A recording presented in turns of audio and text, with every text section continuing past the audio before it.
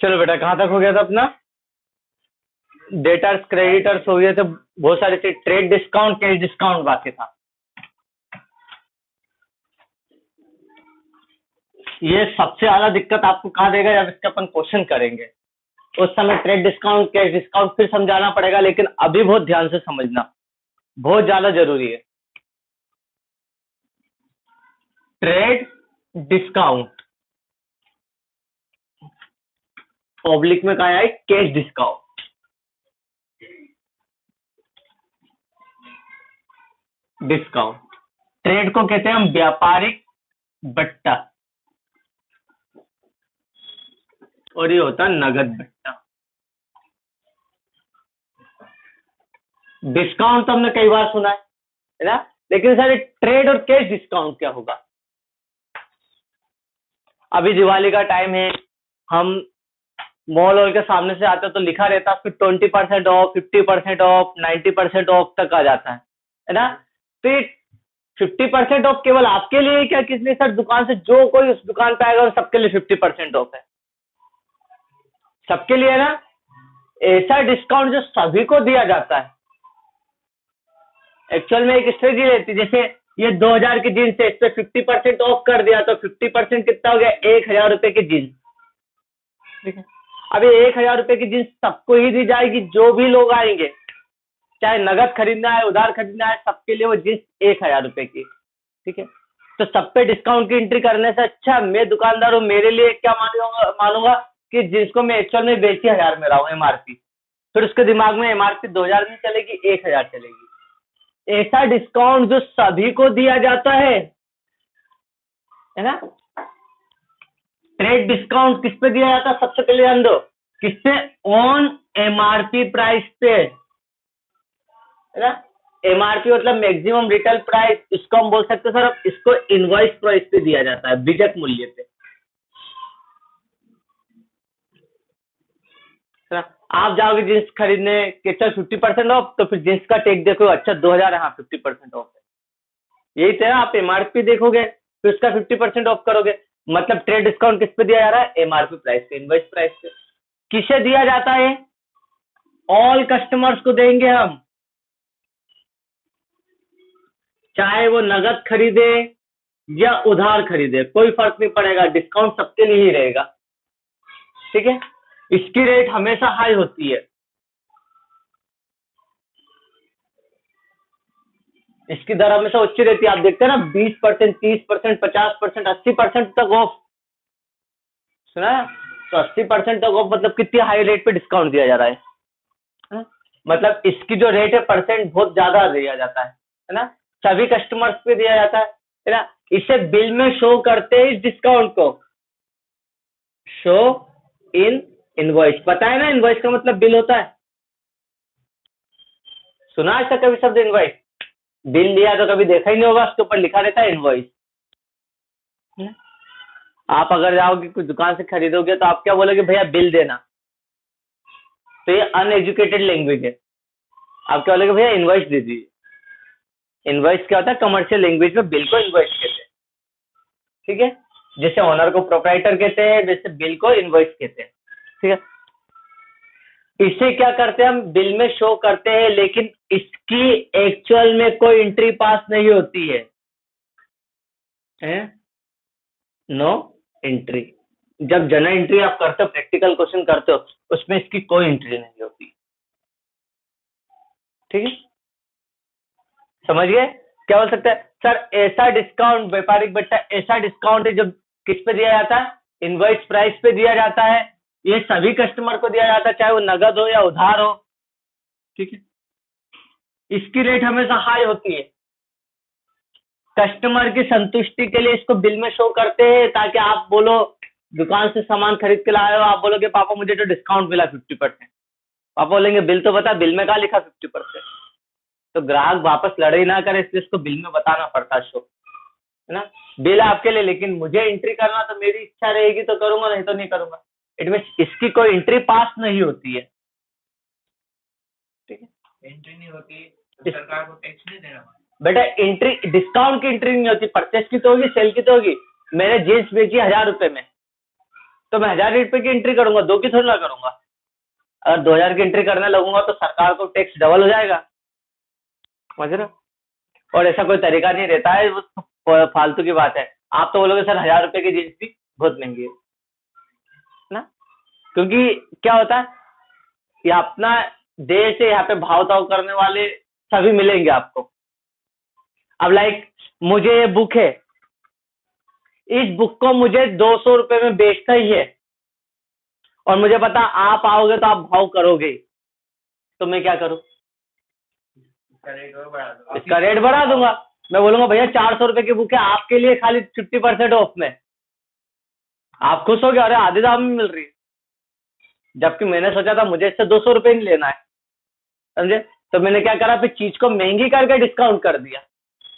तो मुझे पता है यहाँ पे लोगों की मेंटेलिटी कैसी कि भाव करेंगे, तो भाव फिर मैंने आपको फिर उस तरीके से ट्रीट करा। इसलिए ऐसा कोई डिस्काउंट का कम ही रहता है, चीजों को महंगी को सस्ता करके बेचने लग जाते हैं, है ना? मतलब सस्ती को चीजों को महंगी कर देंगे, फिर डिस्काउंट दे देंगे। आपको लगता है 50% ऑफ जींस देखने गए तो आपको लग रहा है कि फिर शादी की हो गई, तो 2000 इसकी एमआरपी कर दी, फिर 50% ऑफ कर दी, ठीक है? तो डिस्काउंट कितने हो गए, 1 2 3 4 और 5। आप बता सकते हो? व्यापारिक बट्टा ऐसा बट्टा होता है जिसकी गणना बीजक मूल्य पे की जाती है, इनवॉइस को बोलते हैं बीजक मूल्य, है ना?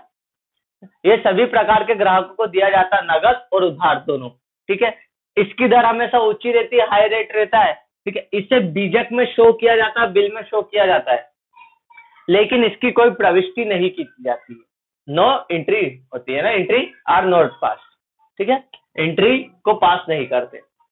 भाई दूसरी ओर अब देखना, आपको मुझे पता है ये बंदा आ तो गया डिस्काउंट का बोर्ड देख के, अब क्या करूं कि ज्यादा से ज्यादा सामान खरीदे।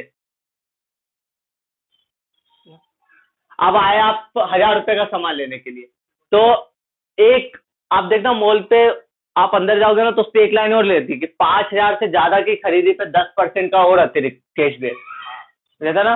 तो उनको लगता है या तो बोले 5000 रुपए की खरीदी पे बम्पर लॉटरी या कुछ फिक्स इनाम रख देते, तो इससे आपको और लालच हो जाता है, क्या 4000 का तो सामान अपन ने खरीद लिया, 1000 का और खरीद लेते, कुछ कैशबैक मिल जाएगा, है ना, कुछ ऑफ मिल जाएगा। तो ये लालच आ जाता है और ज्यादा खरीदने लग जाते हैं, क्योंकि मैं दुकानदार हूँ, मुझे को बिजनेस माइंड से सोचना है कि भैया ये मेरे यहाँ पर तो आ गया, आप क्या करें कि ज्यादा से ज्यादा सामान खरीदे, ठीक है? तो मैंने उस पर लिख दिया कि 5000 से ज्यादा की खरीदी पे आपको 10% का कैशबैक मिलेगा। तो आप क्या सोचेंगे, 5000 पे 10% और ऑफ हो जाएगा। जींस मिल तो रही डिस्काउंट पे, सामान मिल तो रहा डिस्काउंट पे, लेकिन 5000 का बिल बनेगा तो उस पर 10% और मुझे रिटर्न मिल जाएगा, 500 रुपये, मतलब डिस्काउंट के बाद भी वो डिस्काउंट मिल गया, है ना? लेकिन अब कितने लोग होंगे जो 5000 के सामान खरीदेंगे? दिन में 50 लोग आएंगे तो उसमें से 4 या 5 लोग होंगे। तो डिस्काउंट मुझे सभी को नहीं देना, केवल जो आए हैं उनको ही देना, है ना? ये डिस्काउंट का कहलाता कैश डिस्काउंट, ठीक है? ये किस पे, है ना, किस पे कैलकुलेट किया जाता है? जो आप पेमेंट करोगे, है ना, ऑन पेमेंट, हमने कितना पेमेंट करा है ना, उस पर, ठीक है? ये किसको दिया जाता है? केवल नाम ही पता चल रहा है कैश डिस्काउंट, तो ये केवल कैश, है ना, पेमेंट और रिसीविंग पे ही दिया जाएगा, मतलब कैश परचेस और सेल पे, मतलब केवल नगद और उधार क्या नगद बेचने और खरीदने पे ही दिया जाएगा। अगर कोई उधार खरीद रहा है तो उसे कैश डिस्काउंट नहीं मिलेगा। कैश डिस्काउंट हमेशा केवल कैश बायर को ही दिया जाता है। इसकी रेट हमेशा लो रहती है, इतना नहीं दिया जाता हाई रेट पे कि 50% 60% हो। ये तो आप तो बोलोगे सर 50% ट्रेड डिस्काउंट दो, 50% कैश डिस्काउंट दो, फ्री में दे दो, मैं तो 100% हो गया, है ना? तो ये नहीं होता है, ये इसकी रेट हमेशा लो होती है, 5%, 2%, 3%, है ना, मैक्सिमम 10% लो, LOW, है ना? इसकी रेट हमेशा लो होती है ना, कम दर पे दिया जाता है। इन इनवॉइस इसे बिल में शो करते हैं ट्रेड डिस्काउंट को, लेकिन कैश डिस्काउंट को कभी बिल में शो नहीं करते, है ना? नॉट शो इन इनवॉइस,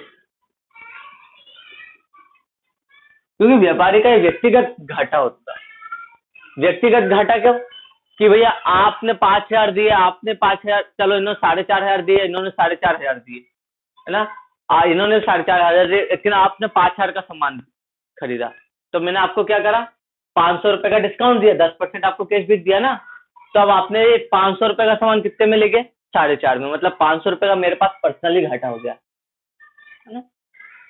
तो ये क्या होता है, पर्सनली घाटा होता है, लॉसेस होता है, तो इसलिए इसको बिल में तो शो नहीं करूंगा, लेकिन इसकी एंट्री करूंगा, ठीक है, इसकी एंट्री पास होगी, क्वेश्चन जब हम करेंगे तो इसकी जर्नल एंट्री होगी। क्लियर है। तो बेटा इन दोनों में डिफरेंस आपको एग्जाम में देगी मैडम, आपको भी मिलेगा, आपको भी मिलेगा, difference between cash discount and trade discount, नगद बट्टे में और व्यापारिक बट्टे में अंतर बताइए। आप बता सकते हो, दोनों को पढ़ना पड़ेगा, याद करना पड़ेगा, मैंने शॉर्ट पे लिखवा दिया, आपको बुक में मिल जाएगा, चेक कर लो बोले से एक बार।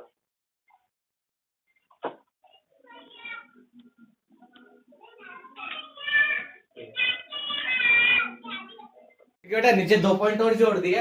इसका उद्देश्य ट्रेड डिस्काउंट का क्या होता है, सेल्स को बढ़ाना होता है, इंक्रीजिंग सेल्स, बिक्री को बढ़ाना होता है, और इसका उद्देश्य क्या होता है, ग्राहकों से ज्यादा पेमेंट करना होता है, भुगतान करवाना। क्योंकि बंदा आ रहा 3,000 का सामान खरीदने, आपने उसको और लालच दे दिया तो वो 5 का खरीदेगा कैश डिस्काउंट का।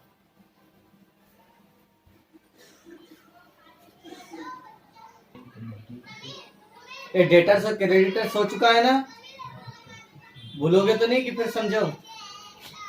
कौन होते डेटर्स, लेनदार। कौन होते हैं, ट्रांसलेट करने के लिए कहा। डेटर्स वो होते हैं जो 1 साल के अंतर्गत पैसा। अच्छे से बोलना बेटा, ऐसा बोल। सर डेटर्स वो बंदे होते हैं जिनको हमने क्रेडिट सेल करा, जिनको उधार सामान बेचा है, आपने बेचा, खुद दुकान खुद फील करो, मैं दुकानदार हूँ, मैंने उसको उधार बेचा है मतलब सामान लेके आपको पैसा देगा, इससे आपको पैसा लेना है, जिस बंदे से पैसा लेना है वो हमारा डेटर्स। क्रेडिटर्स मतलब है जिसको पैसा देना है, आपको पैसा किसे देना रहेगा, जिससे आपने उधार खरीदा है, क्रेडिट परचेस किया है। वापस से कह रहा हूँ, डेटर्स क्रेडिटर्स में गलती मत करना, शब्द नहीं है, पूरे बेस बने हुए हैं वो। क्लियर। डेटर्स का नाम मैंने बताया था, उसको क्या बोलते हैं, ट्रेड रिसीवेबल्स, लिखा उस पर रिसीवेबल्स, है ना। उसका अगला क्या, ट्रेड पेबल्स, ठीक है। एंट्री, प्रविष्टि, कर दो ना फिर। हाँ तेज लिखो बेटा, टाइम लगाते हो।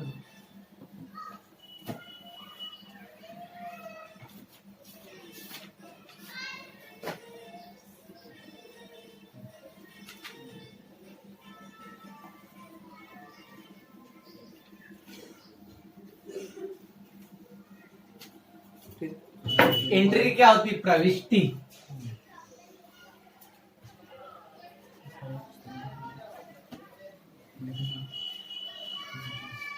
आपने जो लेन देन करे हैं, ट्रांजेक्शन, इसको आपके बुक्स ऑफ अकाउंट्स में ही लिखना है, लेखों में लिखना है, इसको क्या कहते हैं, एंट्री कहते हैं। मतलब उदाहरण, जनरल एंट्रीज क्या होती है या एंट्रीज क्या होती है, जो भी व्यापारिक हमारे लेन देन हुए ट्रांजेक्शन, उनको लिखना ही एंट्रीज कहते हैं, ठीक है। अब होता है ना, इसकी एंट्री करी कि नहीं करी, तो एंट्री का मतलब क्या, जो आपके ट्रांजेक्शन हुए, लेन देन हुआ, उसको लिखना ही एंट्रीज कहलाती है। अगला टर्नओवर, शब्द सुना है, कुल आवर,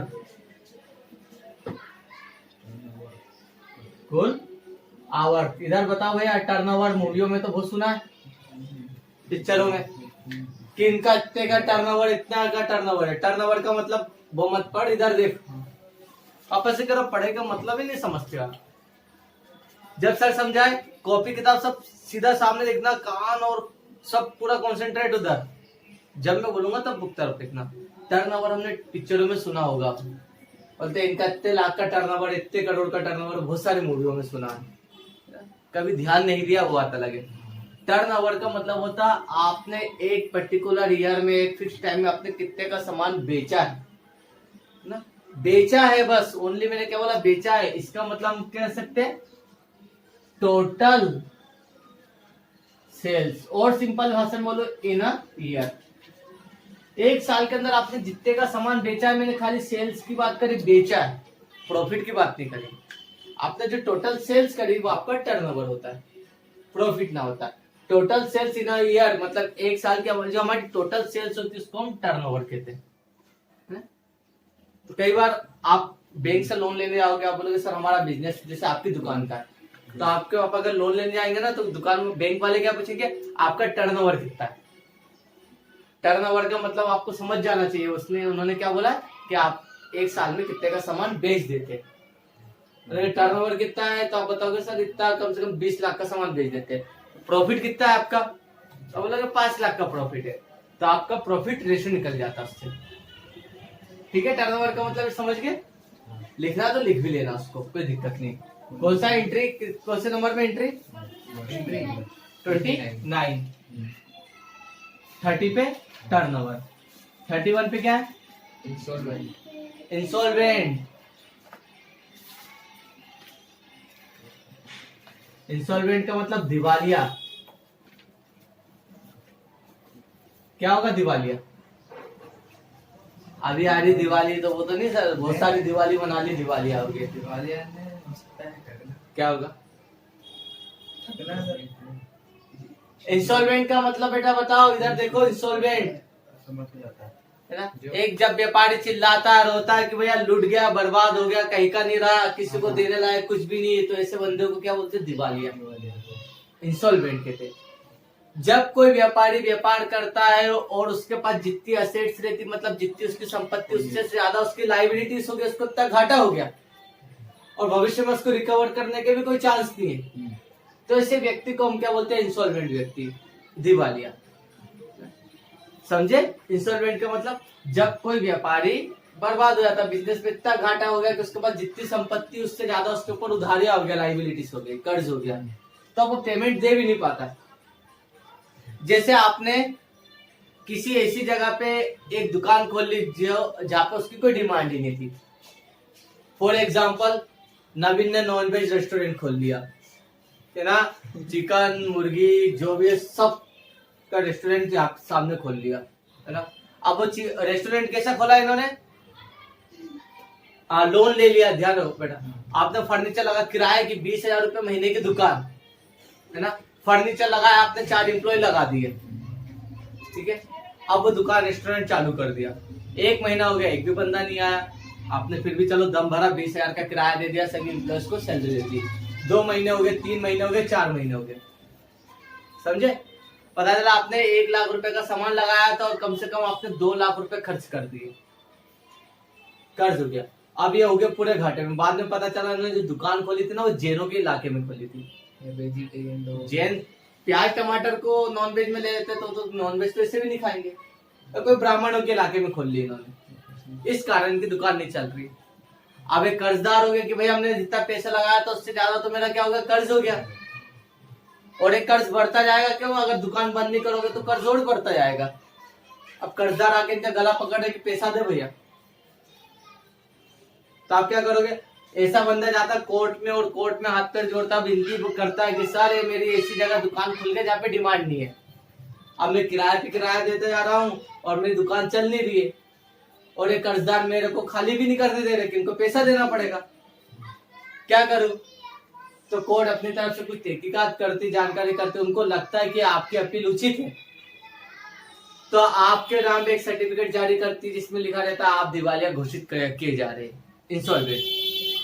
फिर आपके सभी कर्जदारों को कोर्ट में बुलाया जाता है और उनको बोलते हैं कि भैया ये इंसॉल्वेंट हो गए, दिवालिया, आपको कितना, अब इनकी पूरी संपत्ति हम बेचकर आपको भुगतान कर रहे हैं।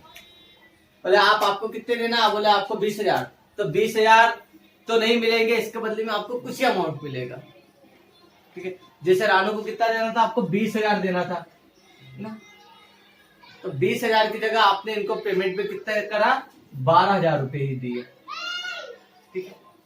तो रानू क्या बोलेगी, रानू के 8,000 रुपए डूब गए, जो पैसा डूब गया, रानू आपके लिए कौन रहेंगे, डेटर्स, क्योंकि आपको इनसे पैसा लेना है, आपको लेना 20,000 और आपको इनको पैसा देना, इसलिए आपके लिए हो गया क्रेडिटर्स, है ना। तो 20 की जगह आपको कितने मिले, 12, तो 8,000 रुपए डेटर से डूब गए। तो जो वो पैसा जो आपका डूब जाता है उसको हम क्या कहते हैं, बेड डेट, बेड डेट, डूबत अरे समझ गए बेटा। बेड डेप्स वो डेटर्स जिससे हमें पैसा लेना है और वो पैसा नहीं दे पाता किसी रीजन से। बहुत सारे रीजन है। पहला रीजन वो खुद ही नहीं इच्छा है कि भाग गया, है ना। ऐसे मिलते बहुत सारे डेटर्स इंसॉल्वेंट नहीं है, उनकी इच्छा ही नहीं देने की। बेड डेप्स, ठीक है। संजय जी बैठे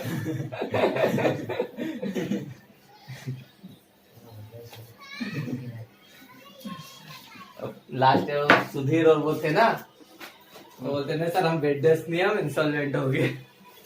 इंसॉल्वेंट का मतलब होता है दिवालिया, और बेड डेप्स का मतलब क्या हो जाता है कि पैसा कोई भग गया, खा के भग गया, तो इससे हम क्या बोलेंगे बेड डेप्स। हाँ, अगर कोई पैसा जो आप बेड डेप्स हो गया है और उससे कुछ समय बाद आपको वापस दे दिया, उससे क्या बोलेंगे हम बेड डेप्स रिकवर हो गया। बताओ अगला क्या है इसमें? बेड डेप्स ही है। समझ गए बेटा। बेड डेप्स में क्या होता है, इंसॉल्वेंट में क्या आप आगे परेशान नहीं कर सकते हो। कोर्ट ने आदेश दे दिया ना कि भैया आप इंसॉल्वेंट, ठीक है बेटा। आ गया बेड डेप्स का मतलब। हिंदी में कहते हैं डूबत ऋण। डूबत ऋण, डूब गया है पैसा, डूबत ऋण। बेड डेप्स, बेड मतलब बुरे, है ना।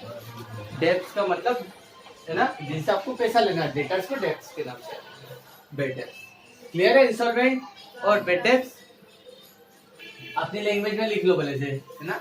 जो व्यापार घाटे में चला गया है वो इंसॉल्वेंट, ठीक है। और जो पैसा डूब गया है, जिनसे पैसा लेना है, लिखा है वैसे तो उसमें हिंदी में भी और इंग्लिश में भी। अगला क्या है? क्या? वाउचर। क्या होगा वाउचर्स? जो भी आप ट्रांजेक्शन्स करते हो ना, जो ट्रांजेक्शन का जो प्रमाण रहता है, जिसके ऊपर आपने क्या लिखा, उस लेन देन को लिखा, उसे वाउचर कहते हैं ना। जैसे बिल सेल करा तो सेल आपके लिए क्या होगा, बिल। मेरे लिए वाउचर्स होंगे, सेल वाउचर। परचेस करा, परचेस वाउचर। किसी को कैश पेमेंट करा, कैश वाउचर्स, ठीक है। उसका प्रूफ, है ना, इससे बोलते हैं हम वाउचर। वो प्रमाण जिसके बेस पे आपने क्या करा, लेन देन करा है, किसी को कुछ पैसा दिया है, लिया है। जैसे आप मालिक और आपने किसी को सैलरी दी, 10,000 रुपए आपने किसी को सैलरी दी और नगद दी, क्या प्रूफ है? दे दी। हो सकता है कोई गुंडा हो बहुत बड़ा और उसने या भूलने की आदत है, तुम्हारे पीछे पड़ जाए कि नहीं भैया मुझे कोई सैलरी नहीं दी, आप क्या बोलोगे? कोई प्राइवेट कंपनी में बेटा अगर कोई किसी को नगद सैलरी दे रहे, वैसे तो आजकल अकाउंट में सैलरी डाली जाती, लेकिन अगर नगद सैलरी दे रहे तो क्या प्रूफ है, हमने दे दी। तो सबके पास एक वाउचर रहता है जिसको बोलते हैं कैश वाउचर। जब किसी कंपनी में एम्प्लॉइज को नगद सैलरी दी जाती ना, जैसे आप आए आप सैलरी लेने, तो मैंने आपको पैसा दिया और वाउचर पे साइन कराऊंगा कि ये साइन करिए, आपका नाम है नवीन बादशाह, आपको 10,000 रुपीज रिसीव्ड हो गए, तो आप साइन करोगे, रिसीव्ड हो गए, देन फिर आपको पैसा दिया जाएगा, ताकि आपके पास हमारे पास प्रूफ रहे कि भैया इसको पैसा दे दिया, साइन है वाउचर पे, ठीक है। वाउचर्स को हम प्रमाणक भी बोल सकते हैं। प्रमाणक ही लिखा, हाँ प्रमाणक है ना वो। अगला क्या है? अकाउंट। अकाउंट तो पूरी बुक है ना। इनके लेन देन के हिसाब से आप जिस बुक्स में लिखते हैं, जिस खाते में लिखते हैं, उसको हम क्या कहते हैं, अकाउंट से रहता है। अकाउंट पर्टिकुलर एक फॉर्मेट है, सबके अकाउंट हो सकते हैं, डेटर्स के, क्रेडिटर्स के, बीआर के, सबके अकाउंट होते हैं। अगला क्या? डेबिट और क्रेडिट। डेबिट और क्रेडिट, हाँ ये क्या होता है? बहुत खास है ना। हाँ। कहाँ सुना खास है? ये सर ये बैंक में वो आता है ना, मैसेज आते हैं ना मेरे पापा के मोबाइल में, तो वहाँ पे डेबिट किया, मतलब किसी को डेबिट मतलब तो सर निकालना, डेबिट यानी पैसे निकालना, जमा करना, मतलब किसी को देना। और क्रेडिट मतलब जमा करना। कुछ कंडीशन में क्रेडिट माइनस होगा, डेबिट प्लस होगा। हाँ। फिर क्या करें ना बेटा? देखो सबने अपनी अपनी लैंग्वेज लिख रही है। हम जो पीते हैं उसे क्या कहते हैं हिंदी में? पानी, है ना। तो हम बोलते हैं पानी। भैया इंग्लिश में अंग्रेजों ने बोला हम तो उसको पानी नहीं बोलेंगे, हम तो उसको वाटर बोलेंगे, है ना। साइंस वालों ने बोला हम तो वाटर भी नहीं बोलेंगे, क्या बोलेंगे वो? H2O। H2O। तो सबने अपनी सुविधा के हिसाब से नाम रख दिए। ऑक्सीजन को हम प्राण वायु, इंग्लिश में ऑक्सीजन वो बोल देंगे O2, मराठी वाले कुछ और बोलेंगे, है ना। सब अपनी लैंग्वेज में कुछ नाम रख दिए। वैसे इन्होंने बोला कॉमर्स जब हमारा ही हम अपनी लैंग्वेज डेवलप कर रहे हैं, हमें अकाउंट्स का एक नया रूल्स रेगुलेशन बना रहे हैं, तो हमारे हिसाब से प्लस माइनस का नाम भी बदल देंगे।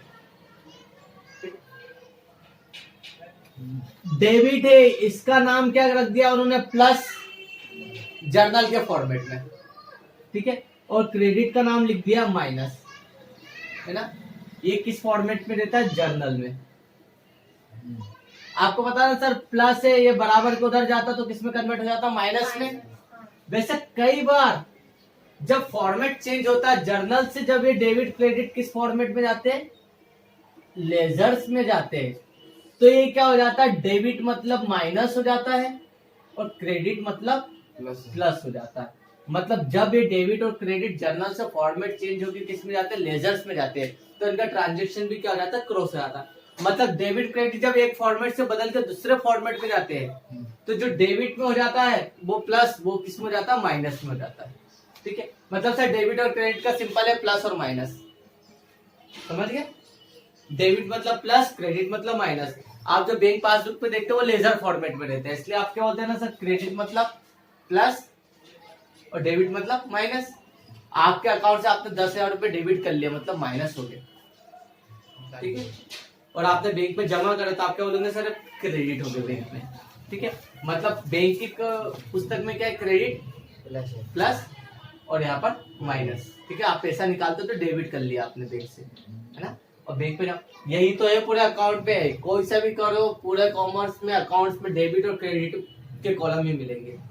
2 कॉलम होते हैं अकाउंट में, डेबिट के और क्रेडिट के, बस। जितने भी सवाल होते हैं डेबिट और क्रेडिट के बेस पे होते हैं। तो बहुत सारों को ये नहीं पता सर डेबिट और क्रेडिट का क्या मतलब, आपको बता दिया ना, प्लस माइनस। फॉर्मेट चेंज होगा तो जो प्लस है वो माइनस में हो जाएगा, जो माइनस में है वो प्लस में हो जाएगा। सर फिर समझाओगे, समझ नहीं भैया सर ये क्या, इधर वाला तो आ गया सर। देखो कोई मैसेज आया सर मेरे का बैंक से, तो मैंने 2,000 रुपए जमा करे बैंक में, तो वो क्या होगी, क्रेडिट। देखो बैंक में आपने जमा करे, हाँ, तो आप क्या बोलोगे, मैंने बैंक में जमा कर दे, क्रेडिट, क्रेडिट, है ना। मैं बैंक हूँ, हाँ, मेरे लिए क्या हो जाएगी, लाइबिलिटीज हो जाएगी, तो मैं क्या बोलूंगा, माइनस में बैलेंस, मुझे आपको देना 5,000 रुपए। बैंक में आपने 5,000 रुपए जमा करा, तो आप तो क्या बैंक में जमा कर दिए माइनस में, हाँ, तो मेरे लिए क्या हुआ है, डेबिट, आपके लिए प्लस है, हाँ, मेरे लिए क्या है, माइनस है, क्योंकि मुझे अब आपको 5,000 रुपए देना है। आपके लिए बैंक डेबिट के तो नहीं बोलेंगे, भग जा 5,000 रुपए मेरे, है ना। बैंक के लिए क्या होगा, वो माइनस में होगा। इसलिए एक ट्रांजेक्शन, भैया एक ही चीज है, डस्टर बेचा, आपने खरीदा, आपके लिए परचेस है, तो मेरे लिए क्या है, सेल है। अकाउंट में एक ही ट्रांजेक्शन के 2 इफेक्ट होना, 2 अलग अलग बुक में, इसको बोलते हैं डबल एंट्री सिस्टम, दोहरा लेखा प्रणाली, ठीक है। इसलिए ये ट्रांजेक्शन कोई सा भी एक के लिए डेबिट होगा तो दूसरे के लिए क्रेडिट होगा, है ना। इसलिए प्लस माइनस होते हैं। आप तो बचपन से मैं इसमें बड़ा सर, अगर ये प्लस में है तो उसका हम अगर दूसरी जगह पर ट्रांसफर करते तो उसको माइनस में ही बोलेंगे, इंटू में उधर जाएगा तो डिवाइड में हो जाएगा। वैसे ही फॉर्मेट चेंज होते तो डेबिट क्रेडिट में क्या हो जाता, चेंजेस आ जाता है। क्लियर है अभी डेबिट क्रेडिट? स्कूल में पूछ लेना अगर कोई बता दे, तो नहीं बता पाएंगे अभी, है ना। ये डेबिट और क्रेडिट का मतलब प्लस और माइनस में होगा। क्लियर है?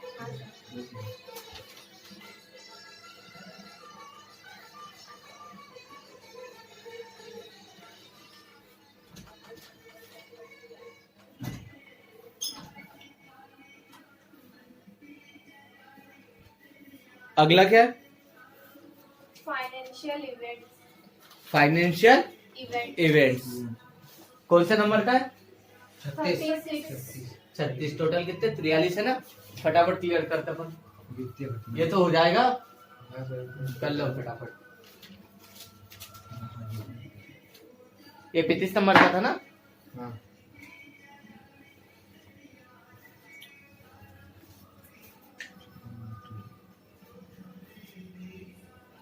बताए।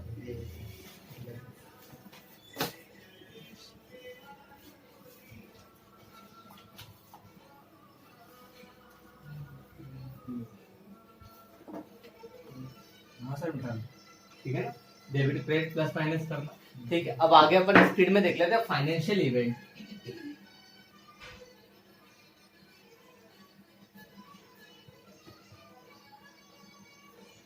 इवेंट है ना, वित्तीय घटना।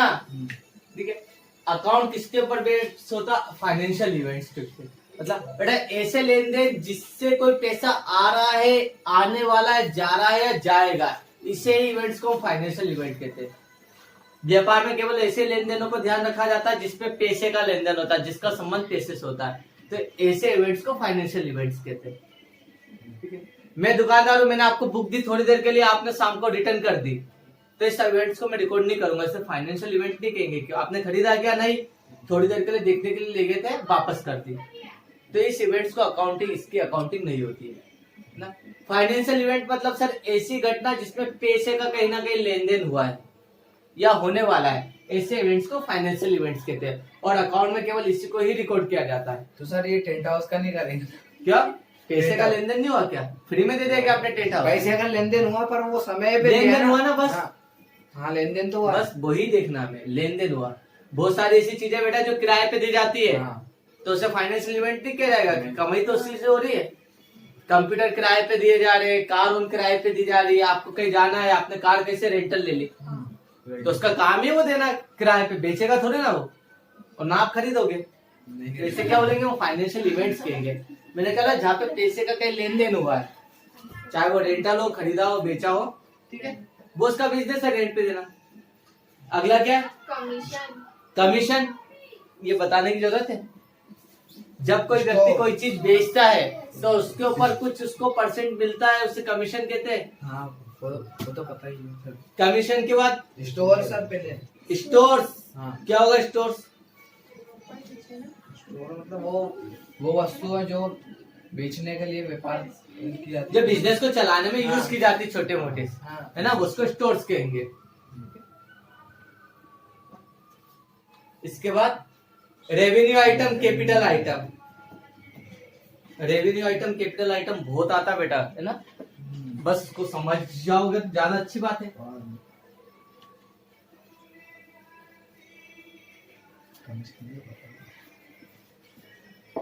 इसको बहुत अच्छे से समझ लेना, revenue item, capital item, 12th में बताते नहीं रहूंगा। 39, 40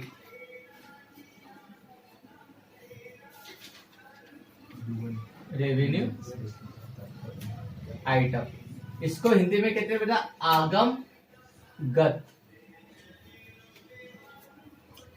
मध्य। और कैपिटल आइटम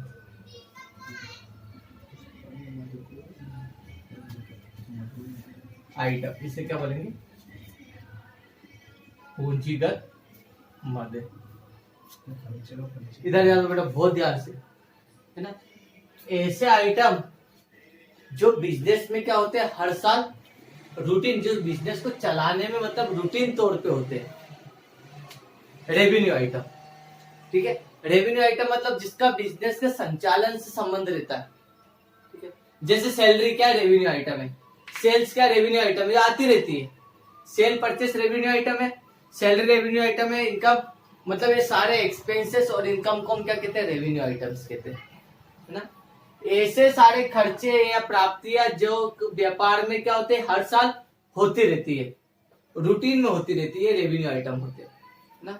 जैसे लाइट का बिल, टेलीफोन का बिल, है ना, लाइट का बिल, तो देखो ये लाइट क्या है? कैपिटल आइटम है, एक बार लग गया, इसका सालों साल चलना, फिक्स असेट्स, है ना। लेकिन इसका जो बिल आ रहा है, इसको चलाने में जो पैसा लग रहा है, इसे हम क्या बोलेंगे? कैपिटल रेवेन्यू आइटम, है ना। कैपिटल आइटम, इसका रिलेशन अधिकतर किससे होता है? फिक्स असेट्स से होता है, फिक्स असेट्स, इसका रिलेशन करंट से होता है। ये बिजनेस में लॉन्ग टर्म के लिए बने रहते हैं और ये हर साल होते रहते हैं रेवेन्यू आइटम। ठीक है, समझ गए बेटा? रेवेन्यू आइटम बार बार आते हैं, तो रेवेन्यू आइटम है, रेवेन्यू आइटम मतलब ये बिजनेस का रूटीन आइटम है ना।